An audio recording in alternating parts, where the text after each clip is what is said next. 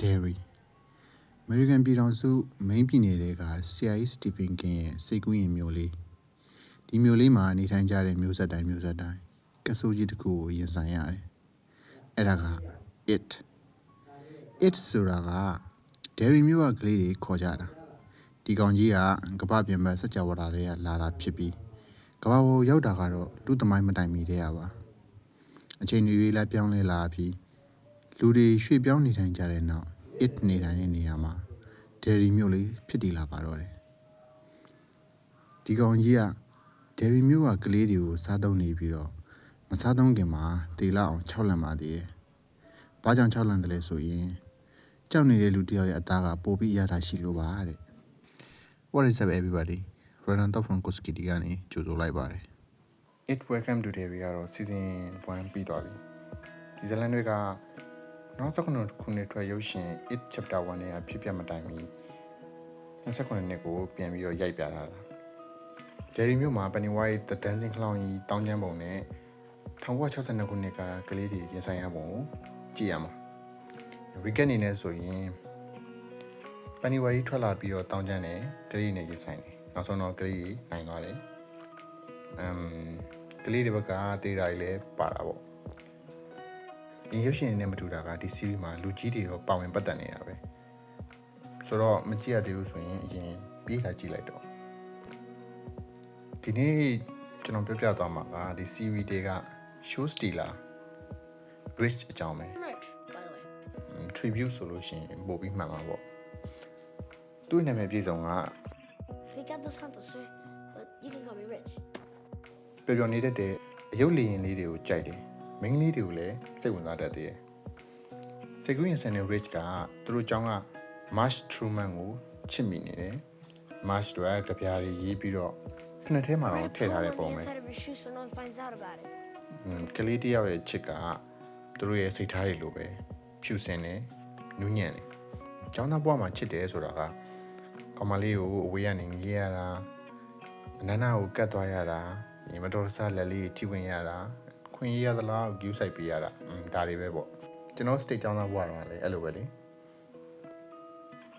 Rich ရဲ့အချစ်ကလည်းဒီလိုပဲ series 6လုံးမှာလည်းအဲ့ဒါကိုပြထားတယ်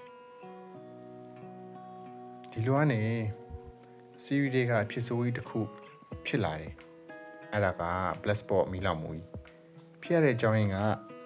series ရှေ့ပိုင်းမှာကလေးတွေကိုတတ်ပါတယ်ဆိုပြီးတော့လူမဲတယောက်ဖြစ်တဲ့ Hank Grogan ကိုဆွဆွဲပြီးထောင်ချတယ် Hank Grogan ကိုရှော့ရှန်ထောင်ကိုပို့မဲ့လမ်းမှာထောင်ကားမှောက်တယ်ပြီးတော့ Grogan ကလွတ်သွားတယ်ဒါနဲ့ပဲ Derry မြို့ရဲ့လူမဲတွေစုဝေးတဲ့ Black Spot ဆိုတဲ့နေရာမှာသွားပြီးတော့ပုံနေတယ်ဒါကို Grogan နဲ့ခုတ်တီးနေတဲ့ခွေးIngrid ကမြို့ထဲကရဲဘက်ကိုသတင်းပေးတယ် Grogan ပုံးနိုင်အောင်ကူညီတော့လည်းအဲ့ကောင်ပါပဲရဲဘက်ကရဲဆိုင်တွေကနေပြီးတော့လူပြူတွေကိုစုပြီးတော့အဲ့ဒီ Black Spot ကိုမိသွားရှို့တယ်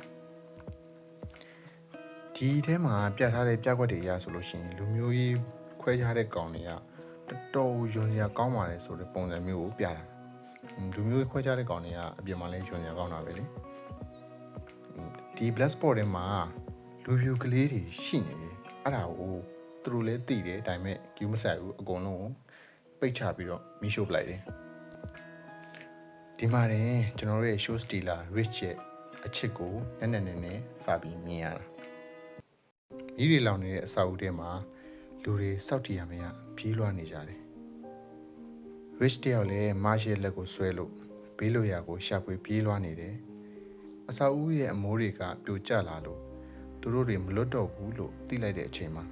Rich တယောက်ဘေးနားကရဲတတာလေးကိုတွားတွေ့တယ် March ကိုနှစ်ယောက်တူရဲတတာတဲ့ဝင်ပုံးကြမယ်လို့ပြောပြီးတော့ရင်ဝင်ခိုင်းတယ်နှစ်ယောက်စာမဆန့်ဘူးဆိုတာလဲ March သိသွားတဲ့အချိန်မှာအဖုံးကိုစောင့်ပိတ်ချပြီးတော့ပြောလိုက်တယ် March နင်သိလားသူရဲ့ကောင်းတွေကအိယာဘေးမှာတေးအိုးထားပြီးတေးပေါက်ရုံတွေမဟုတ်ဘူးသူရဲ့ကောင်းတွေကမိမပြိုလေးတွေကိုလည်းကယ်တင်ကြပါတယ်လို့ပြောလိုက်တယ် March တယောက်ကတော့မျက်ရည်မိုးတွေရွာလို့နောက်ဆုံးတော့အချိန်လေးမှာရင်ထဲရစကားတွေကိုဖွင့်ဟခဲ့ကြတယ် March အတွက်ပထမဆုံးလေးဖြစ် နောက်ဆုံးလေးဖြစ်တဲ့အနမ်းလေးတစ်ပွင့်လေးပြီးသွားခဲ့တယ်။ဓာတ်ရိုက်ကြီးမဟုတ်ပေမဲ့လို့ပေါ့။တယောက်နဲ့တယောက်ချစ်တယ်ဆိုတဲ့စကားကိုမိတောက်တွေကြားထဲမှာပဲပထမဆုံးနဲ့နောက်ဆုံးအကြိမ်ဖြစ်ပြောခဲ့ကြတယ် I love you, Rick. I love you too much.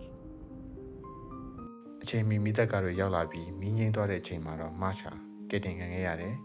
။သူ့ရဲ့ချစ်ရသူကိုတွားရှာတဲ့အချိန်မှာအသက်မဲ့နေပြီဖြစ်တဲ့ Rich ရဲ့ရုပ်အလောင်းကိုသာတွေ့ခဲ့ရတယ်။ Yeah ဒီခန်းကကျွန်တော်ကြည့်ရင်လည်းမျက်ရည်ပေါက်ပေါက်ကြအောင်ငိုရတဲ့အခန်းပဲ။ Rest in peace my boy Rich